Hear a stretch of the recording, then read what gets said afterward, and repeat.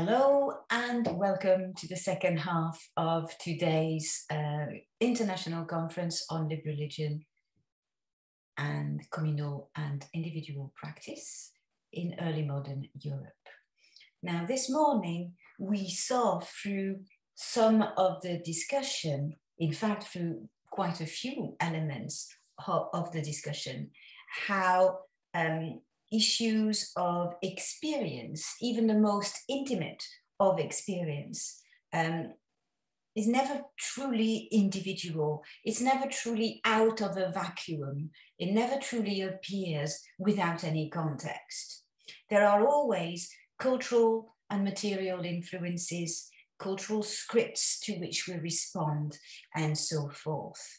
And I think this afternoon we'll continue to deal with these interactions very much between the public and the private, the intimate and the communal.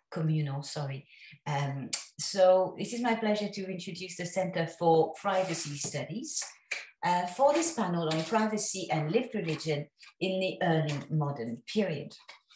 During this morning discussion, as I said, lived religion appeared very much to engage with the intimate, whether through communal or individual practice.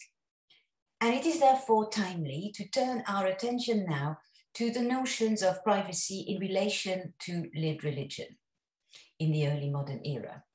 To discuss issues of privacy and of the intimate, we turned to the specialists in that field, the Center for Privacy Studies based at the University of Copenhagen in Denmark. The Danish National Research Foundation Center for Privacy Studies, to give it its full name, was established in 2017 thanks to a very generous grant. And I do have to mention that grant because I think it will make a lot of us gasp in admiration, of just over 6.5 million euros. From the Danish National Research Foundation. The team examines how notions of privacy and the private shape relations between individuals and society across very diverse historical context, and in a period, 1500 to 1800, a period which witnessed many critical changes in individuals' relationships to society. The team and their work bring together the fields of church history, if I'm not mistaken, the history of architecture as well, social history, legal history, and the history of ideas. So it is our honor today to welcome the Center's director, Mette Bruun, and the team members, Natacha Klein and Søren Jensen. Once again, the abstract of their paper, like this morning, and their biographies are all available on the Eventbrite page.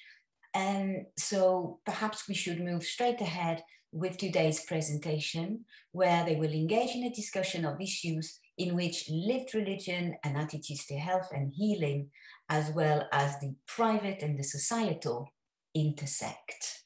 Thank you very much.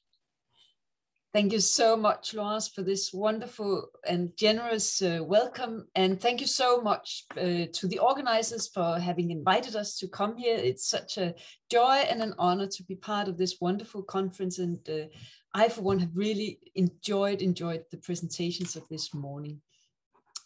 I'm going to share my screen. So is my screen now visible in the presenter mode? Yes. Good. Okay. So for this presentation, so I'm going to say a little bit about first the work that we do at the Center for Privacy Studies and say a little bit about the relationship between privacy and religion. And then we're going to go to an actual case that's going to be presented by Søren and Natacha, who are the ones who've been doing this particular research. But first, a little bit about the center. So Laurence has already told you how we are funded by a generous grant from the Danish National Research Foundation. We were founded in 2017 and we're funding until 23. And if we're very good, we'll get 4 more years after that. We're looking towards an international evaluation right now. As you perhaps know, there is no stable definition of privacy, neither in the past nor in the present. And actually, what we are doing at the center is not so much aimed at reaching a definition. Rather, we are working in this semantic field that I have sketched here. And we're working with notions of privacy as a matter of negation and negotiation of its opposites. So we're researching into the field of tension between the private and the professional, the private and the public, the private and the evident, and so on. And just as we talked about in relation to the wonderful Hex presentation this morning, this is really not so much a matter of robust oppositions as it is a matter of gradations.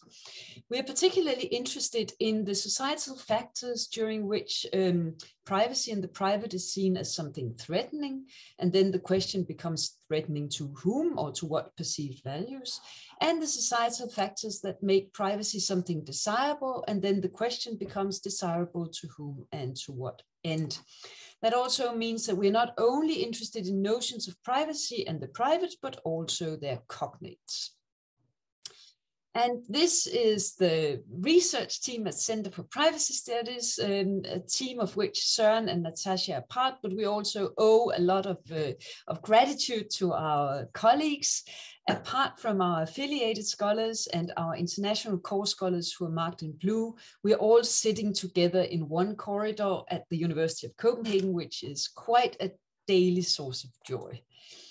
As Laurence has already told you, the Center for Privacy Studies is an interdisciplinary endeavor, and it comprises scholars from, above all, architectural history, church history, history of political ideas, social history, and legal history.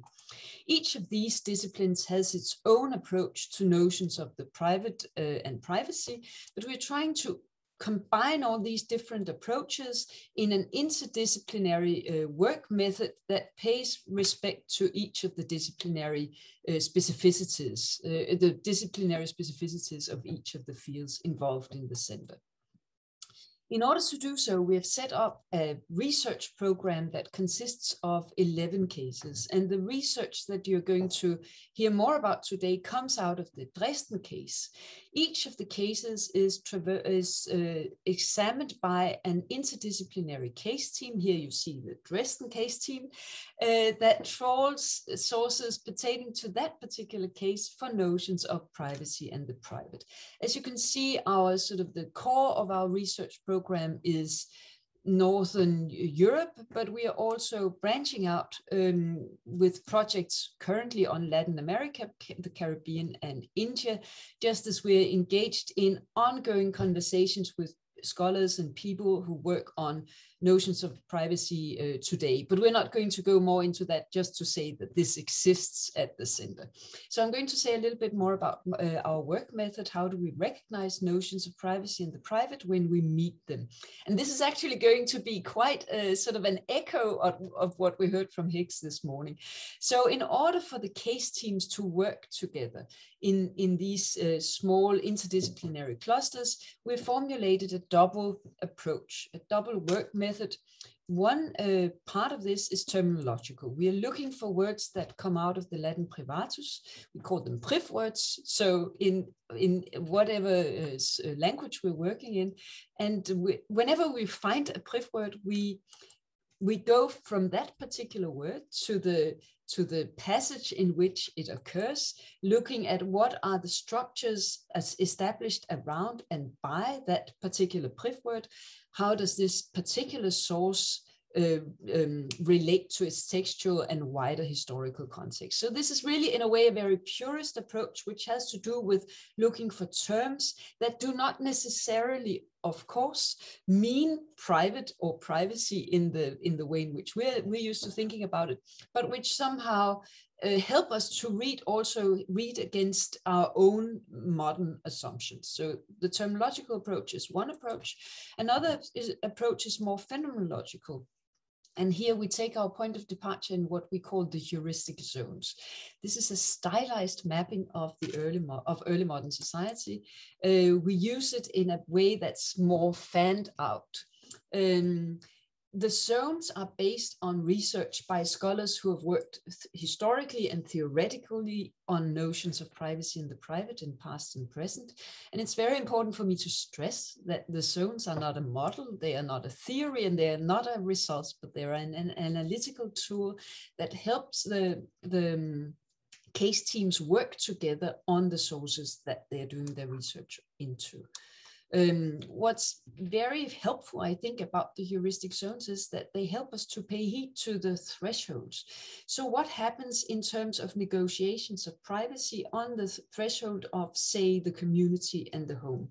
That has to do with doors and locks and walls, but it also has to do with much less material and robust boundaries, such as who gets invited, who has access, and under which conditions. In the same way, what happens at the threshold of the home and the chamber or the alcove in terms of negotiations of privacy? Is entering into the chamber, is that understood in the early modern period as an escalation of privacy, or how does it work? In similar ways, the heuristic zones also help us to pay heed to overlaps. So what happens in terms of negotiations and disruptions and affirmations of privacy when members of a community enters, for instance, into a home with a view to civic regulation or charity or other forms of surveillance and control. In the same way, what happens in terms of affirmations and disruptions of privacy when a state or a society wants to regulate the mindset of its citizens. So as you can hear, the zones help us to ask questions rather than give answers, actually. We use the zones and the terminological approach when we trawl a lot of different sources pertaining to each of the 11 cases that I just mentioned before. What we see in our research so far, so when we talk with people who work on the early modern period, a lot of people say, well, but there is no such thing as early modern privacy, because we all know that the early modern period was something like the Bruegel painting, right? But what we see is that when we look at notions of privacy in the private as something that's much less robustly segregated, we find sort of little pockets of privacy or little instances of privacy. So we find in our research that privacy often appears to be malleable, ephemeral, situational, indicated by subtle markers and porous boundaries. So that could be the privacy established around a certain activities such as reading or prayer, by particular gestures such as the clasped hands or the closed eyes, by soft boundaries such as curtains, or by marking something that can be heard but not seen, or seen that or not heard. Then we also have, as in the illustration from Bossuet, we also have the idealized privacy. So this is not about this is not saying that the regent had actual privacy in any way that we would recognize, but there is the ideal that the regent has a private moment in prayer in order to sustain his correct and wise rulership. And finally, we see that sometimes private conversations can be had amidst the crowd. As you all know, and as we've heard earlier, publications are very slow in our field. We have our first volume coming out with Brill here in November, and Natacha has contributed an article to that volume on healing. So I'm going to say a little bit about private religion and public religion, because when we look at the church historical sort of dimension of early modern privacy, one of the features that's interesting is this interaction between the church and the chamber. So here we have an illustration from Lutheran Catechism showing a man in prayer. You see him kneeling in his chamber. You even see that he has a chamber pot, but you also see him orientated not only to God, but also to the church. So there is this constant interaction between the private religion and the public religion. You also see that his prayer is sort of supported by his the bodily movement. So we have here, in terms of the zones, we see here an interaction between what's going on in his soul, what's going on with his body, what's going on in his chamber around his prayer, but also that there is this interaction with the community, the parish, and the church. We see this in a lot of different sources. So I'm just going to mention one here, which is a funeral sermon, and that's a very typical thing for the genre. So you have a representation of this woman's life in church, how she would partake in the service in the church, but then she also had her private devotional life where she would withdraw to her chamber, as it is specified in Matthew 6:6, and use her prayer book there. There is a lot, so this is very, very superficial, but there are a lot of regulations of not only public religion, but also private religion. And one of the places in which we see this is the Book of Homilies that were issued under Elizabeth I, which is very specific about stipulating what takes place in terms of private and public prayer. So there is both the mental prayer, and then there is a prayer in the solitary place. They're both called private, and then there is a public prayer. It's very important that this is something that's established in the Book of Homilies, which was a very, very official kind of prescription, which also means that the state in the early modern period is never far away, even when it comes to private religion. So we see in terms of the heuristic zones that private religion is established and negotiated within each of these different zones, but also that the state is very much present. So this just as a bit of a backdrop for the case that we're now going to turn to, so I do welcome you for a trip to Dresden, anno 16th century. And we're going to look at a particular case. So over to you, Natasha. Thank you, Mette. So we now are going to look at a more concrete case that is done in our case teams and is of 16th century Dresden. And as a summary of our text that you encountered before, we started with the correspondence between Anna, that is the Electress of Saxony, and Nikolaus Seneca, that is a theologian and a former court preacher, and to see how they talked about health and illness. So this exchange from December 1577 happened when first Seneca wrote to Anna from Leipzig to talk about a pupil that she had put under his care. And he took that chance also to request a couple of remedies, the Schlagwasser and the Aquavite, because he was suffering from pains in his head. And in this letter, he equates himself to the poor, the old, and the weak. And he asks for the remedies and also for God's mercy on his soul. And as a reply, in just a couple of days, Anna sent him a letter saying that she is sending 1 vial of Schlagwasser, 2 vials of Aquavite. But she also asked him not to portray himself so pusillanimous and to put his trust and his thinking in God so that he himself and his community can return to good health. So to start to dissect this interaction, I'm going to pass the word to Søren, and he will delve deeper into Seneca's writing. Yes, thank you very much, Natasha. And I will begin by presenting Nikolaus Seneca. So this one half of the correspondence. You see him here, 3 different representations. You have him on the left holding a book. Then you have him in the middle where he's printed on a book. He is the man seated by the organ. And then finally on the right, you see him in his own handwriting, and that is his signature from the letter that he wrote to Anna when he requested her medical assistance. And I thought this was kind of a fitting illustration of what I would focus on in the following, and that is these different literary representations of lived religion and health in Seneca's writings across some of these zones just described by Mette. Seneca, he was an extremely productive writer in the second half of the 16th century. And as you can see here, he held numerous very influential and very esteemed offices throughout his career. As such, we may say that he was in every way a representative of clerical authority and top-down religion, but his sources and texts may nonetheless have something valuable to offer for the topic of lived religion, as was also mentioned and discussed earlier today in the Hex presentation. This world of prescribed religion and the world of lived religion should not be separated from each other, and rather they can be approached as these overlapping spheres with thresholds that are continually negotiated.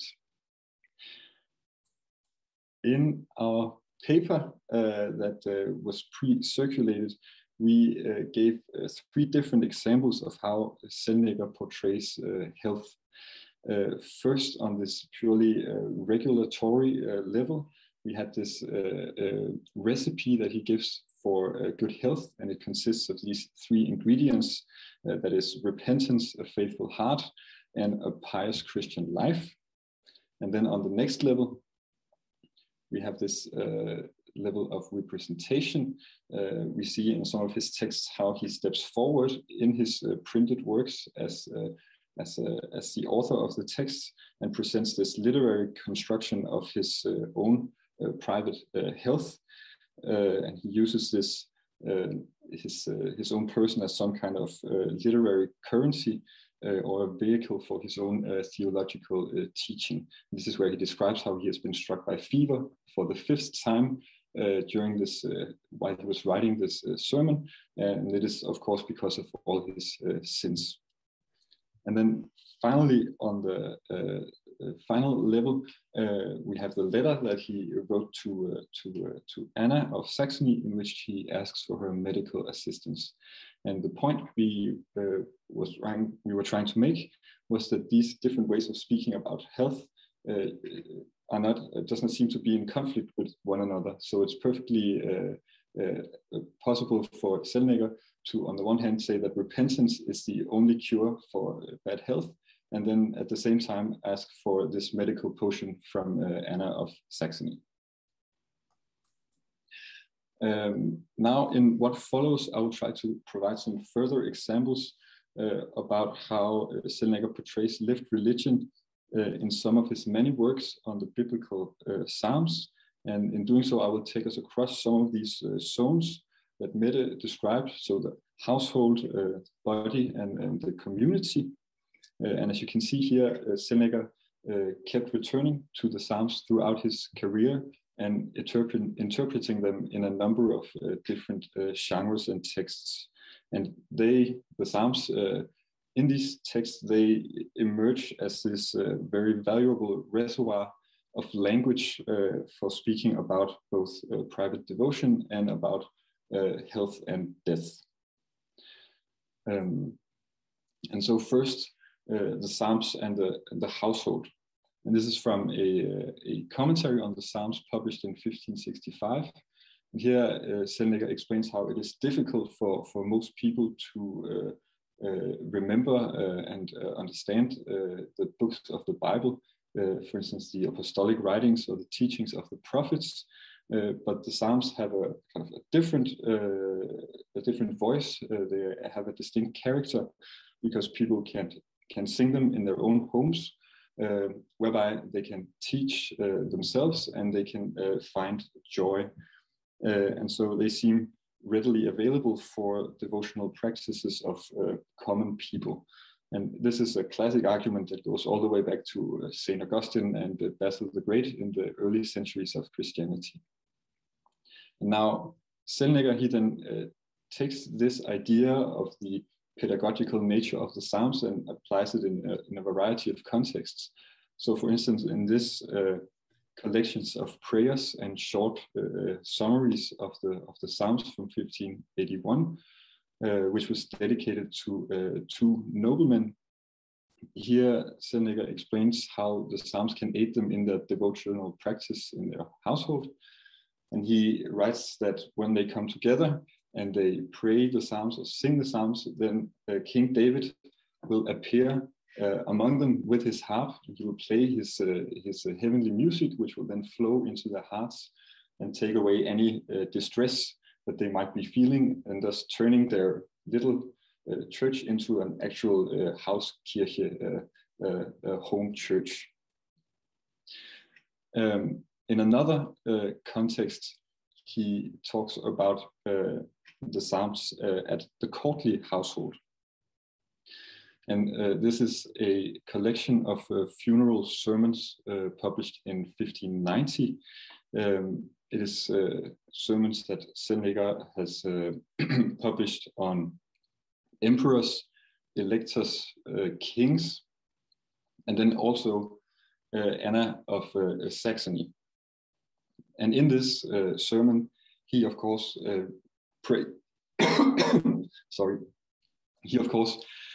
praises her piety, and then he lays a strong emphasis on the way in which she educated her children and how she made sure to have them remember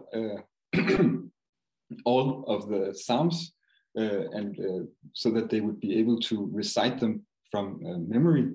He says maybe like the rest of us might be able to say the Our Father or something simple like that.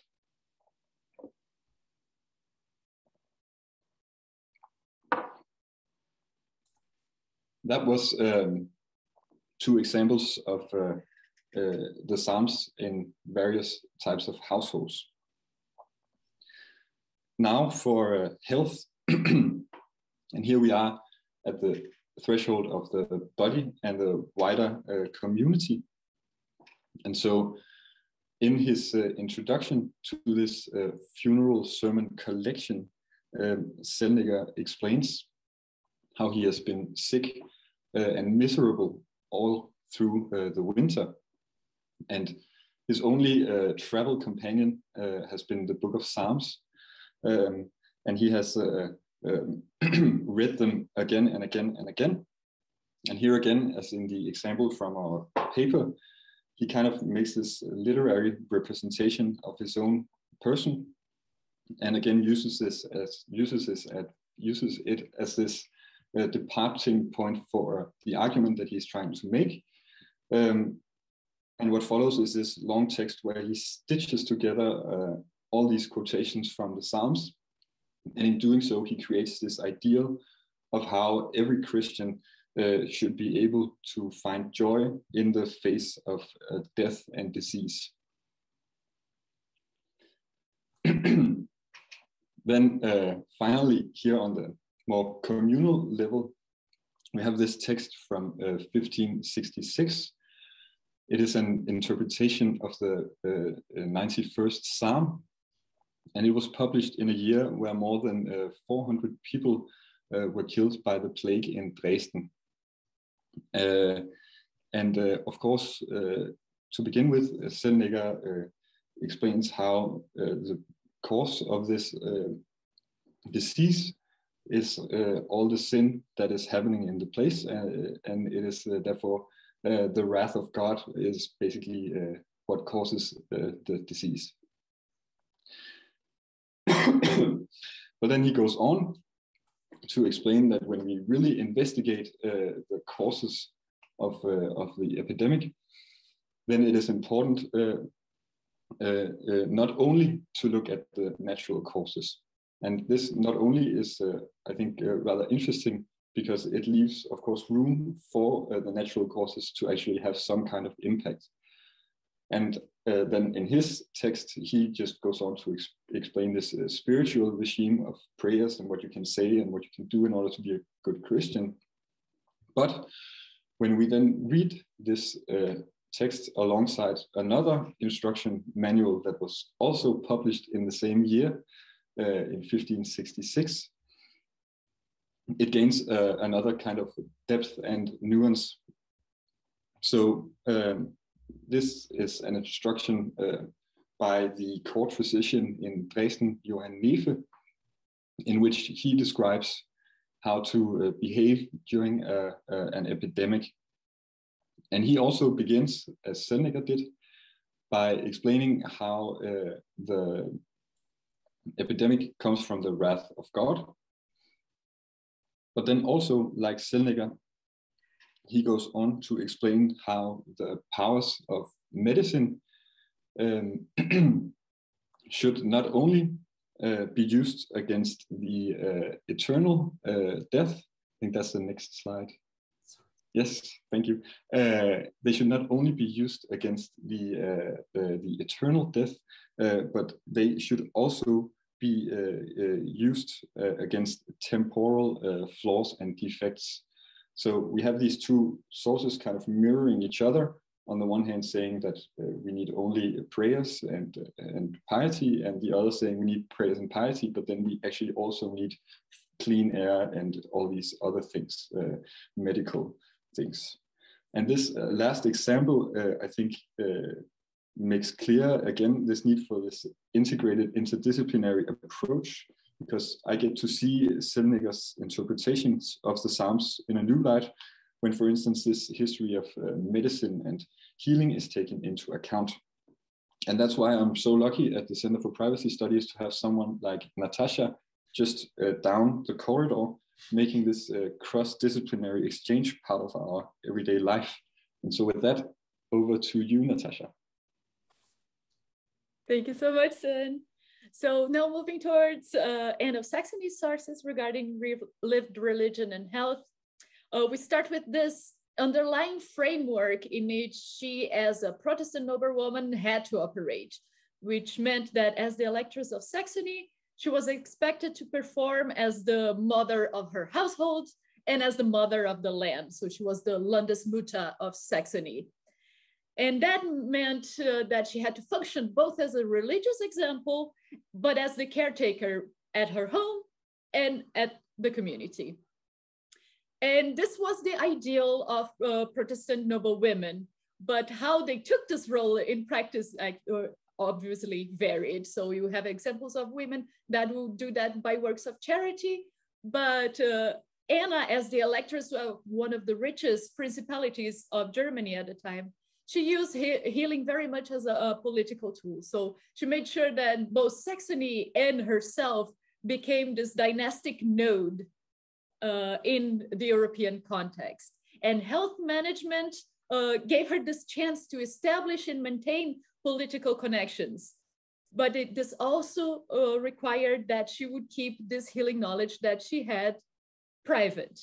By that I mean, for once, if people did not know how to produce her aquavit or her Schlagwasser, meant that people have to send her letters and request that. And it was a way of maintaining dynastic ties via this transmission of remedies. And on another level, secret knowledge in the 16th century became almost a currency in noble circles. So like they would have this exchanges of like, I have the secret recipe and I'm gonna send it to you if you give me that recipe. So knowledge in this context, they only have value if it was kept private. In this context, how they say it in German is usually the distinction between geheim and gemein. So the idea was that for this knowledge to remain valuable, it could not become common to the everyday people. And because there is this power in healing, women in particular had to navigate this realm with extra care. So when we look at Anna's correspondence, that translates into her always portraying her practices as Weiberkunst, or female arts. And she insists very much that this cannot be comparable to learned medicine. And she always stresses that, of course, if your royal doctors cannot cure you, I can barely attempt with my female arts to help you with your affliction. And this is also very much embedded into this Lutheran framework of her as a motherly caretaker. And this Lutheran framework also informed how Anna interacted with people that were asking for her healing help, especially when it came to women with reproductive issues. She writes to them as at the same time embodying this Lutheran principle of motherhood, but also as fellow women with the pains and aches that Anna herself was very familiar with, as she gave birth to 15 children, and of which only 4 survived into adulthood.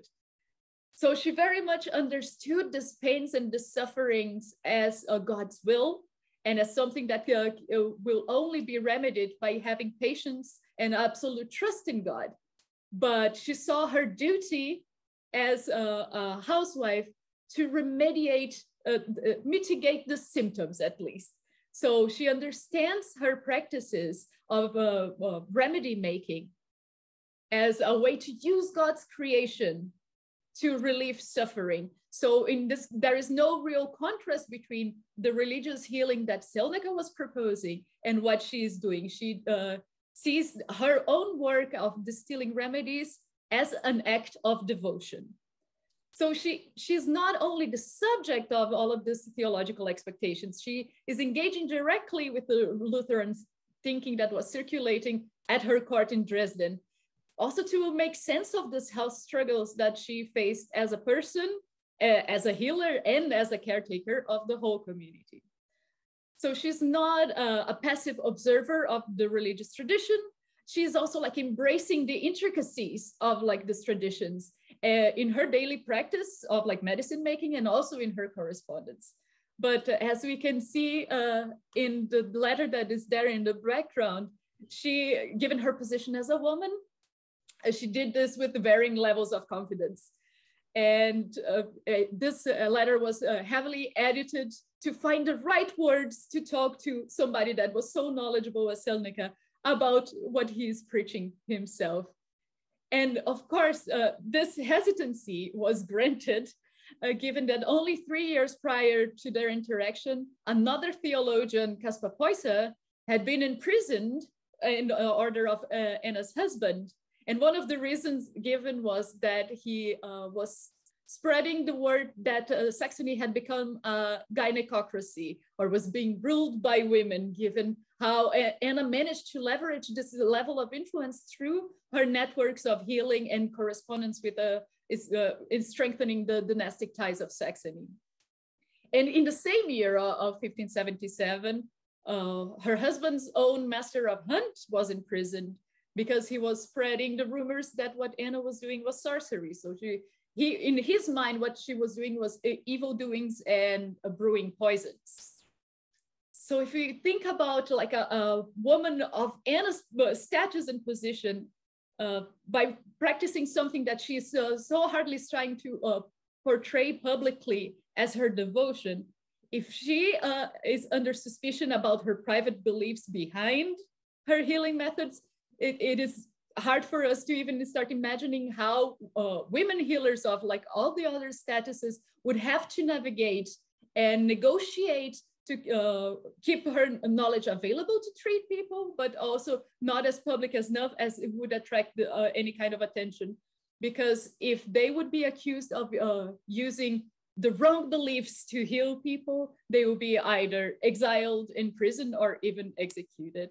So those are a few things that we want to bring to the fore to the discussion, because I think this very quick example of this exchange shows us like how we need to work with the experience of privacy in the early modern period at these different levels, but especially of the intersections of this different and sometimes conflicting frameworks.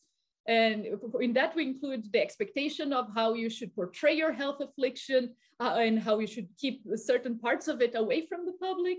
The strategies of keeping knowledge private, meaning like who would have be allowed into the knowledge networks, who is allowed to use the results of these healing methods, and who how people should portray this healing in this religious framework.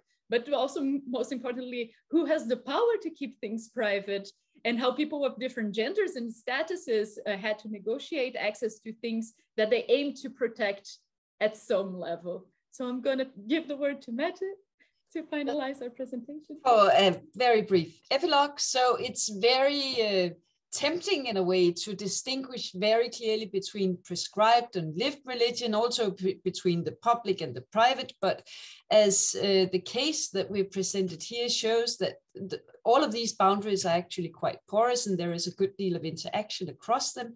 I think also perhaps for the sake of our discussion, this case raises issues in different ways in showing the porous boundaries between lived religion and lived life, and showing the porous boundaries between prescribed and lived religion. It throws light on different forms of gender roles and different kinds of class expectations. And then we think that it shows the benefit of an interdisciplinary approach. Thank you. Thank you so much for our Thank you so much to our three speakers. I'm so sorry for this presentation, in which we can find so many echoes of what we heard this morning already. You work obviously independently from each other, and your goals and your materials are different. Yet, when looking at experiences of lived experiences, privacy, the intimate, the public, you basically do work with similar frameworks and you ask similar questions. So it's really quite interesting. We were hoping that there would be like that, some possible bridge building between the two. And I think we have seen now that there definitely are. I'm having a little look to see if anybody has asked any questions in the chat. I cannot see any. Perhaps we could take questions now. Well, while everybody is thinking, I just want to thank you for bringing us together with the HEX project, and we made connection in the break, so we are already on track. So excellent, excellent. Well, we were really hoping that there would be some resonance, and then quite obviously there are so many points that will give, you know, purpose to this encounter. That's very good indeed. Colin Harris, please. Colin, you're muted. Yes, okay. Hello, can you hear me? Well, thank you, the team from Copenhagen. It's really nice to hear you, and you can see how you work together as a team. Something which intrigued me that you were saying, I think it came out of what Natasha was saying, but maybe it concerns all of you, is that where the line of privacy is controlled and defined, as in Anna's control of her network amongst the nobles, you can see that it creates an element of power. And then on the other hand, people who are excluded from that network are liable to become jealous. And perhaps that was one reason why she was accused of superstition. So that I wasn't really expecting to find that power play within this idea of privacy and public. Okay, do you have any ideas about that? Please, Natasha. Yes, absolutely. I think in our work together, we found several intersections between privacy and power, in terms of, like, many times privacy is a privilege, but depending on your position of power, privacy is also challenged very much. So, like, if we think about in a royal context, if people would say, like, everything about the king is public, there is nothing private. So, like, you have to kind of tease out how little instances of, like, how they connect amongst themselves within these networks can enable us like a circumstance like of political power, but also intimacy between people. And those are very much interconnected. So, like, when you think about dynastic ties, that is very much necessary to, like, give the sense of intimacy that is, like, just between us, so that this connection really is meaningful in a certain way. There is a lot of, like, staging privacy as well in this context, but when it comes to knowledge, that is the thing that I focus the most. It is mainly a matter of retaining exclusivity of something. So in that sense, like, private remains, like, many times retaining access of, like, little things. Many people produce aquavitae, but, like, Anna's aquavitae was something special. So, like, having, like, this ability to use something that you can maintain from the public as a tool for connections is where her power came from. So that's just one example. We find several. We have historians among us that are dealing exclusively with privacy at court and how that operates within those networks as well. Okay, super, thank you. Thank you very much, Natacha, for this explanation. It really is very, very interesting. I was thinking, you know, that probably somebody of our status would get away with doing these sorts of things without being accused of being a wise woman or dabbling in the occult or anything like that. But obviously, status there makes a tremendous difference. And as you were saying, Natacha, pointing it out, it gives us a small insight into what was expected and what was practiced. It was practiced at all the echelons of society with differing results, of course, according to who you are and where you are, of course, at the time as well. I think you can see how different approaches as well, I really liked that, how different approaches to health and healing could coincide and coexist. So we have this combination of consulting medical experts and respecting medical doctors, while at the same time asking for the advice of the female art and the healing women, and also, of course, always referring to religion as the ultimate source of healing, and that religion could be established ways by prayer, etc., or I'm quite sure sometimes very, very personal indeed, and adapted to particular circumstances. Sari, do you have a question, please? Yes, thank you. Well, indeed, there are a lot of connections to our project, and this was a lovely presentation. Thank you very much. While I was listening, I was wondering, do you have any, well, in this your heuristic circles or in this case studies, do you take communality as an analytical concept? Not necessarily in 10 years Gemeinschaft meaning, but sort of in between private and public. And I think it's, at least in my material, it's quite important element in lit religion, because an experience, interaction with the saint, for example, it can be very sort of intimate and private in a way, private spiritual experience, but you know, it sort of needed to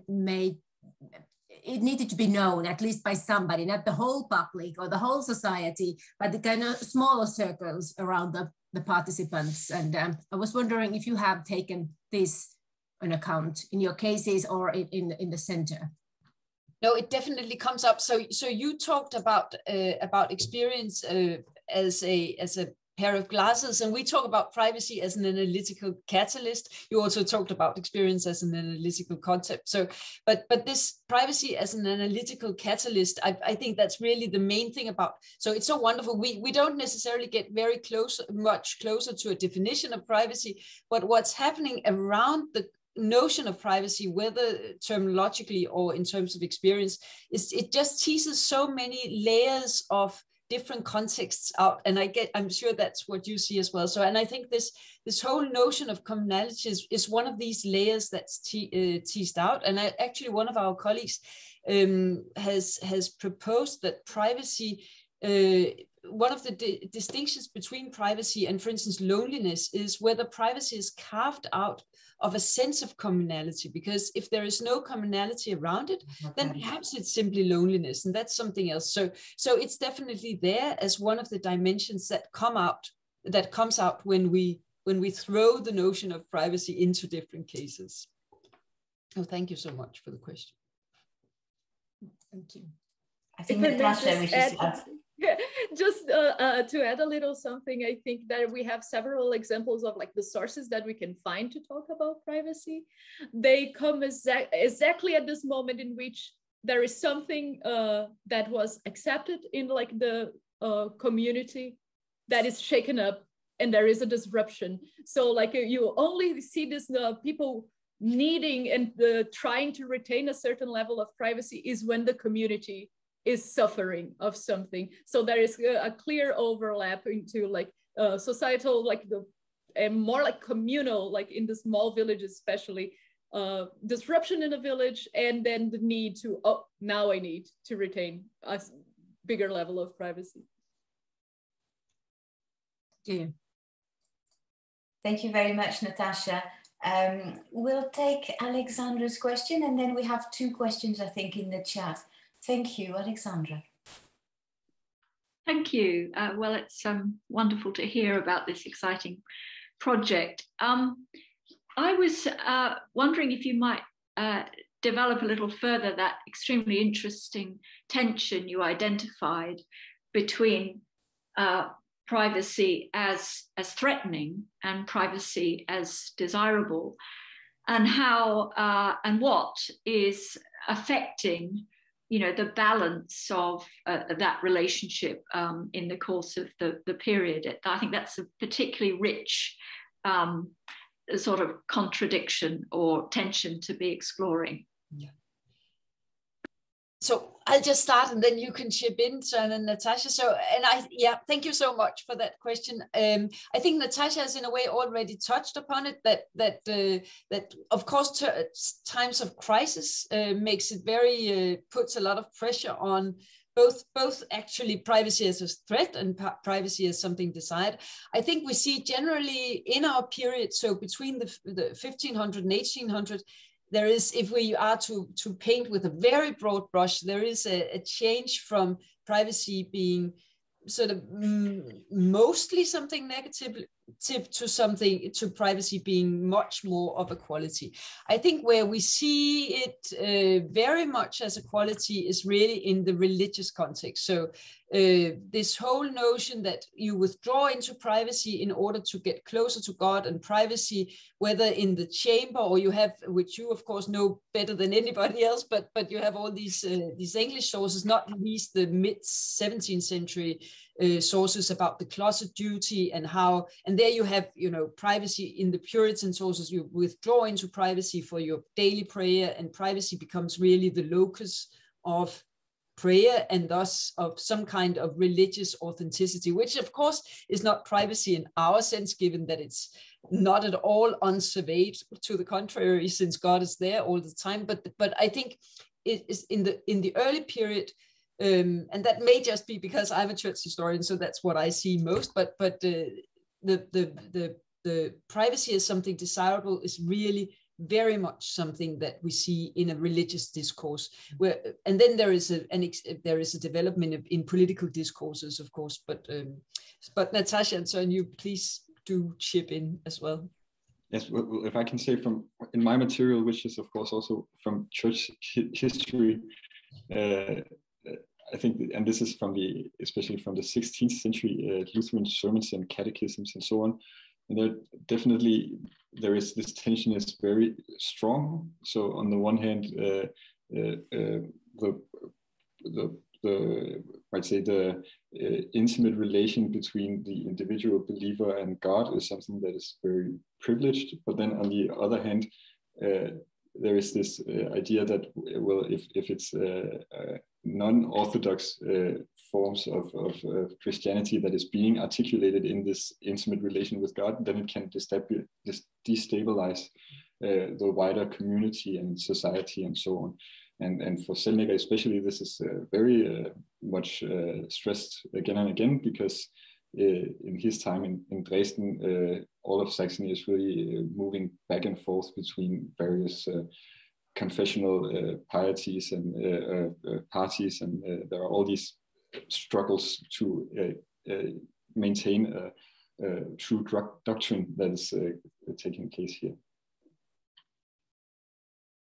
And just to mention, in the context of healing, especially like when you look at village healers, there is this desire of privacy. Privacy is something that it's a quality for them, in a sense of they don't want the community to know why they are addressing a healer, because there's a lot of reasons why would you go, not only diseases, but also like if you need a solution for your daily problems, might be like a love filter if you are suffering from domestic abuse, for instance. There are several reasons why they would like to have this encounter to remain private or confidential between the healer and the person that is seeking them. For the healer is also benefit, because they are at risk for being in this fringe of like what is acceptable and what's condemnable. But it touches very much in what Søren said. For the community, because they don't know what kind of treatments are being offered, they might very well be crossing the line between what is unsanctioned belief and unsanctioned practice. So in that sense, well, privacy there, it's very much a threat for the common good.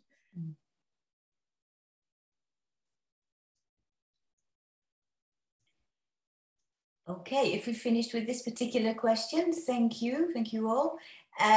Claudia, I believe Claudia K is probably one of our MA students. She has a question for you, asking if there were any documents or any pamphlets that existed criticizing the policy of Anna of Saxony. Yes, please, Natacha. Absolutely not. And even people at court that dare said something, they will being imprisoned and removed of their titles. So like people did not really go to those lengths. Also at that time, there was not very much like of a pamphleting system in place in Dresden. Most of like the printing places would be in Leipzig, and that would be very expensive. So like having a secret pamphlet circulating for something super, super dangerous in a community where printing is already super restricted will be a death wish. Thank you very much, Natacha, for clarifying this particular point. Leah, also one of our MA students, has a question. Oh, but I'm sorry, Eva, yes, I skipped over your question, Eva. Eva, would you like to speak out your own question yourself, or would you like me to read it? Sorry about. I think I might have been at fault in creating more of a comment than a question in this case. But okay. I was just pointing out that I can see similarities in the presentation of the self of Selnecker, and I found it fascinating that he used his health and evoked his health and physical health in his writings, also outside the correspondence. So I was wondering if you had any more comments or knowledge about that, how he organized. Thank you. I think, of course, I think that is also very interesting, because I think, especially with this funeral sermon collection, where he casts himself in the beginning, in his introduction of how he is struck by this illness, and that the only thing he has really had with him are his psalms. He's painting this picture of this kind of his intimate relation with this book, and then his disease, and then how he is from this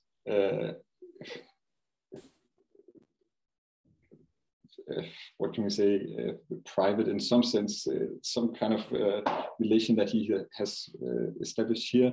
He then kind of develops this whole grand idea, grand notion of Christian happiness in the face of death.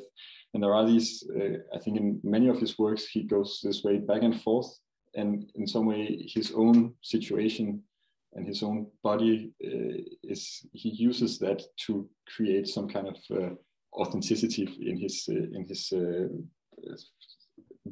regulation, or his these ideals of true Christianity. So thank you very much.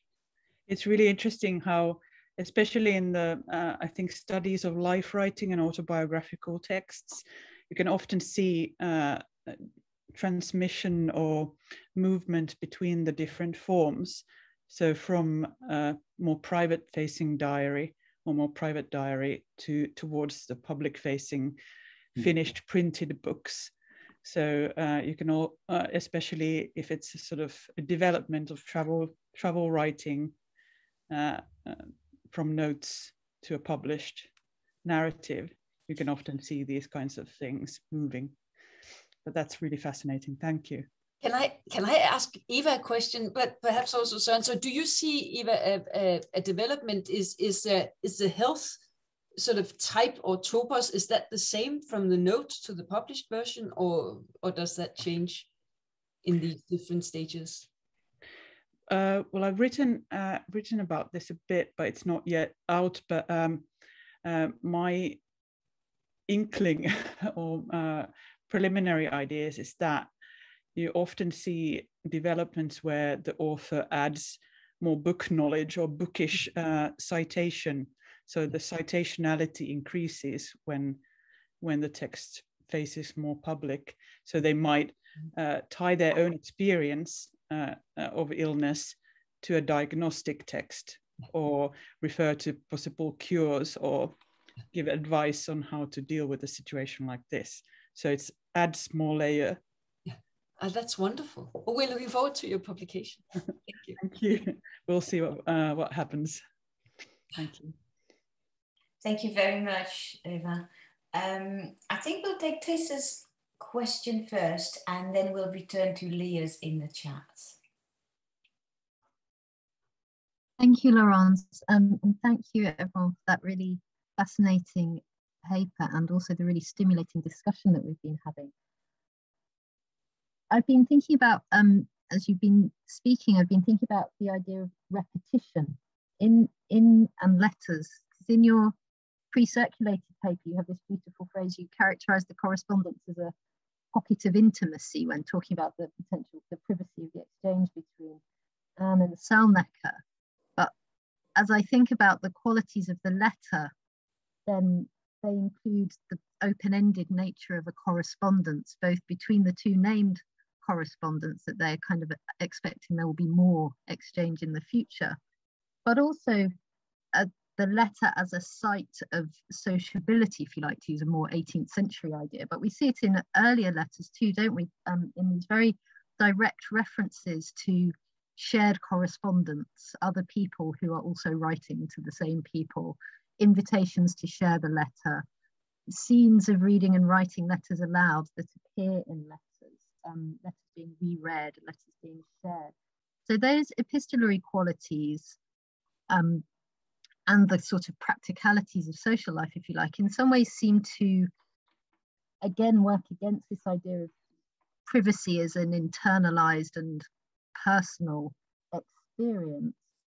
And so the way I was thinking about repetition is this one way that we can understand communal practice, going back to the title of the conference we're in, is that, you know, that Salnecker and Anne know that they're not the only, certainly Salnecker knows that he's not the only person writing to Anne about health. And so do you find evidence of this kind of broader community of health interested correspondence, idea that the practice they're repeating on an individual or two-person basis is being replicated elsewhere? It's a slightly garbled question, but hopefully you can gather my general drift. If I just may give a context for the particular interaction between Anna and Salnecker. Anna had correspondence with several theologians. She was a patron of several theologians, but her interaction with Salnecker, it's like when you look at the comparison of letters, is much closer, and you can tell that their letters are meant like exclusively to each other. They the language that is used, it is very different from like what would be like a more public letters that Anna would send to other theologians that she was sponsoring.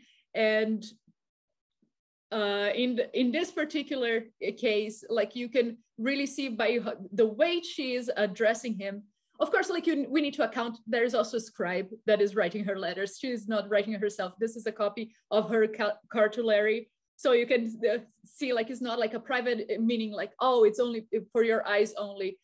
Usually those letters will be like a burn after reading. So like we will not really have a trace. So like we need to use these little exchanges and comparisons between letter writing, especially when we have somebody like Anna of Saxony that her cartulary is like 24,000 letters. So like you can really get a sense of like what is her style, how she addresses. I think that is completely formal and something that is, she's trying to engage in a more intimate level. So that is one way to go about, is like by comparison. But absolutely in terms of health, there is a network, and letters many times they were meant to be shared, and also like referring to other people's health. We have the Empress Maria, the wife of Maximilian I, writing to Anna saying, oh, wonderful, thank you for the salves you sent me. actually, my sister, the Infanta of Portugal, she has hemorrhoids. Can you make her a salve and send it? And I will send it to her. So like there is all of these exchanges, and you see like how for Anna, this is super valuable. It means now she has a foothold in Portugal as well. So like she very much cherishes that as a tool for her meddlings. But of course, that is not something that will be like broadcast to other people that would not have a remedy to offer for the hemorrhoids of the Infanta of Portugal. So there is like this negotiation of different levels of privacy when it comes to that. Thank you very much. We've got a couple of questions from two of our MA students. And the first one is about Seneca. If he did, how did he justify the fact that he asked for remedies when he also emphasized in some of his writings that prayers were the only way to have good health? Yeah, thank you very much for that. That's of course an excellent question. And I think the fascinating thing is that he doesn't really justify it, other than saying that he is sick and that he is in pain and therefore he needs medical assistance. So there is this, it's something that apparently has to do with different genres and different ways of speaking in different contexts. So even for a highly esteemed and with someone holding a high office, of course, in his published works, you can only say pray and repent. But apparently, he doesn't really have to justify saying, "Well, I'm sick, so can I please have some medical help?" But I don't know, Natacha, if you will say more on that. Yes, I think that there is a common sense also that Anna shares, that what she is doing, she is treating symptoms. She is not developing any kind of thinking about where the disease is coming from and how we will like remove the disease itself. She's treating the suffering. So like and also in the way that Seneca wrote to her is like very much like, I cannot stand what I have anymore. Do you have anything to ease my suffering while I pray to God to release me from my illness? So they come hand in hand. It's more like how do you manage your condition at that point? Thank you. And another question from Claudia. How did Anna receive knowledge about healing?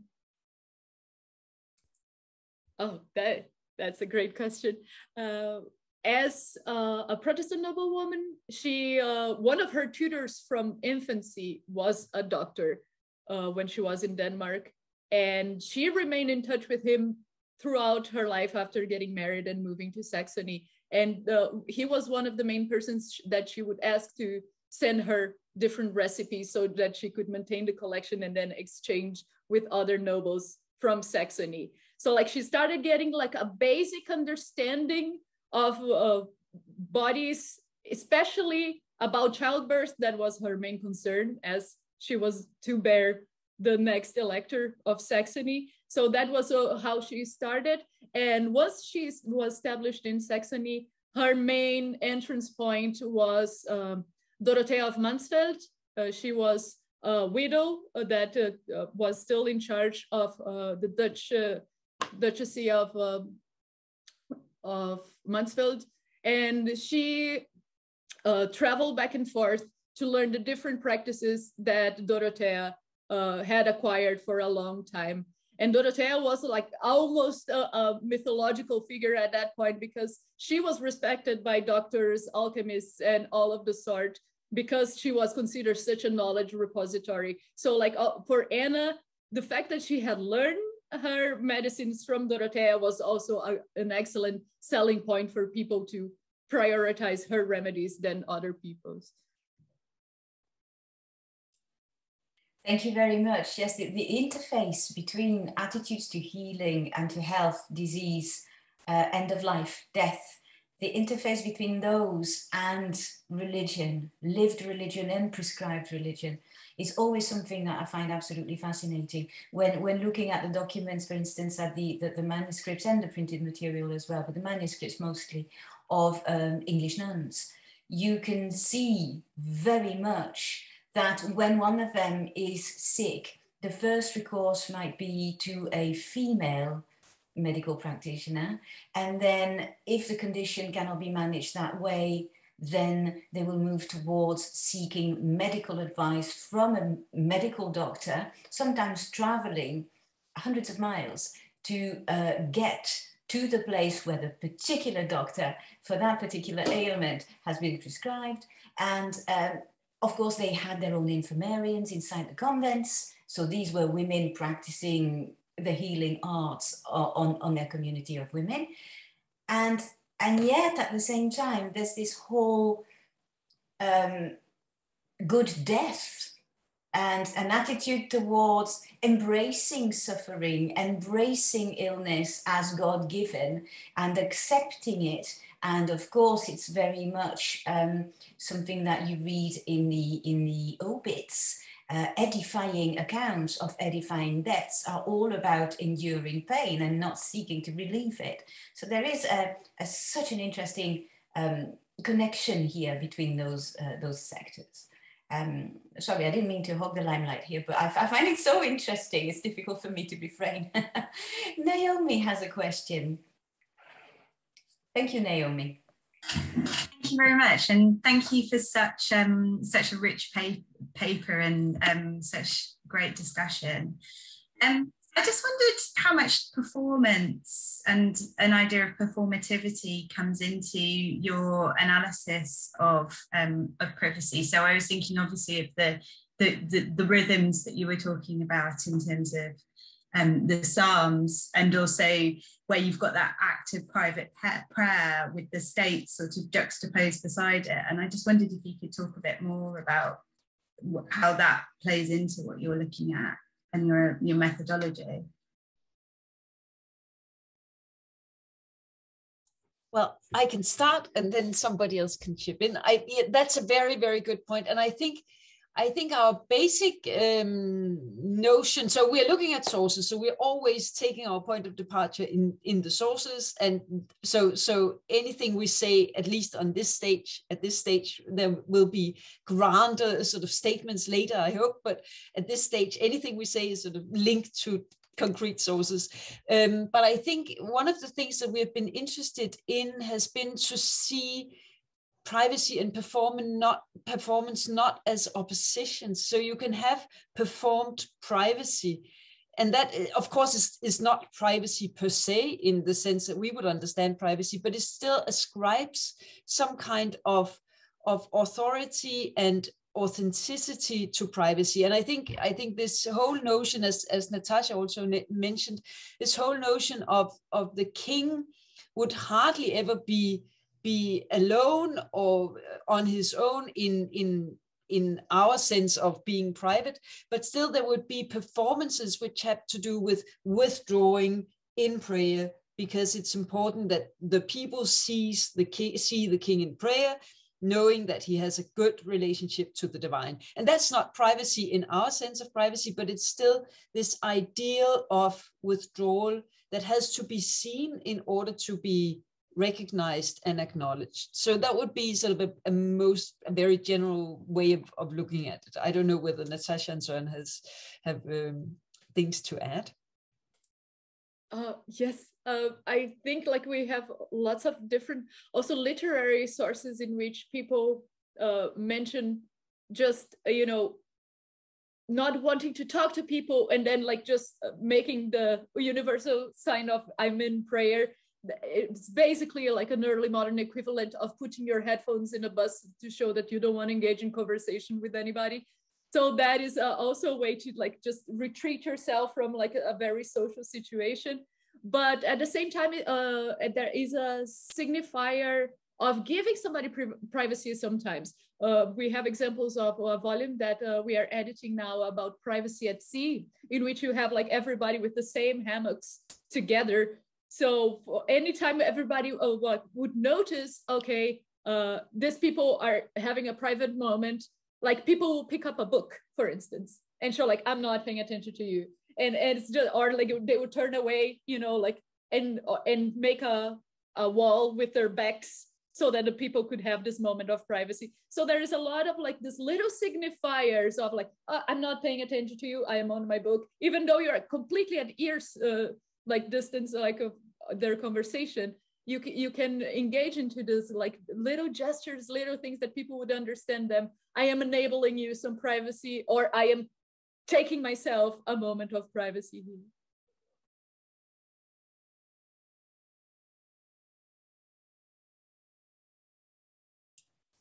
Are there any more questions for this wonderful panel? Raisa, thank you.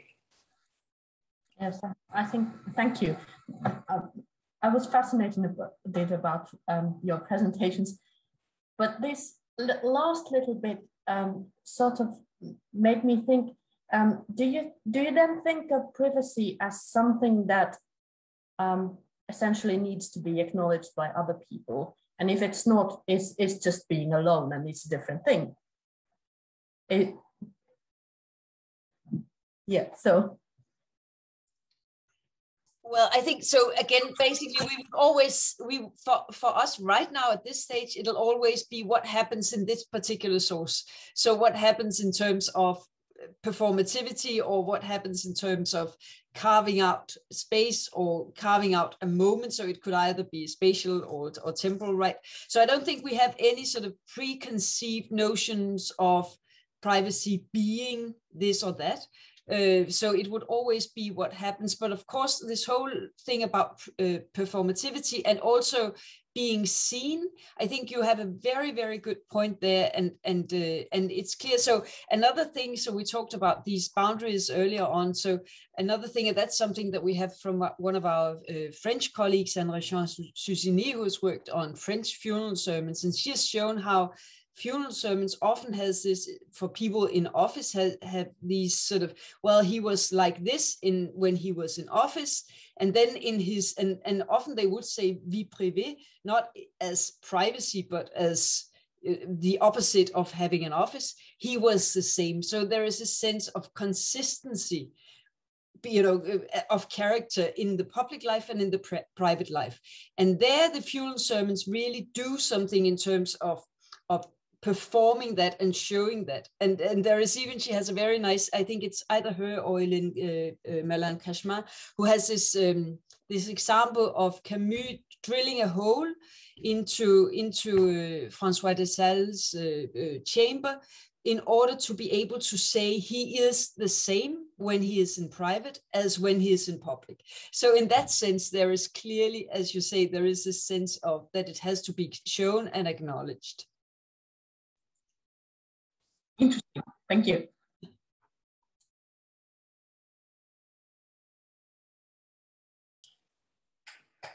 Okay. I'm keeping a close eye on the time, and I think this is a perfect moment, therefore, to come to a close. I would like to thank our three speakers very much once again. Thank you very much indeed for a very engaging paper, which did once again echo what we saw this morning. And I am sure there will be ripple effects as well through to tomorrow's discussion. So that was wonderful. Thank you so much. We shall now take a little break. In fact, it's quite a generous break before Alexandra Walsham's keynote lecture. So we can reconvene, please, at 4 o'clock. 4 o'clock, of course, being British summertime. So please make sure that you adjust for that. And we will see you therefore back for Alex Walsham's lecture, keynote. Thank you.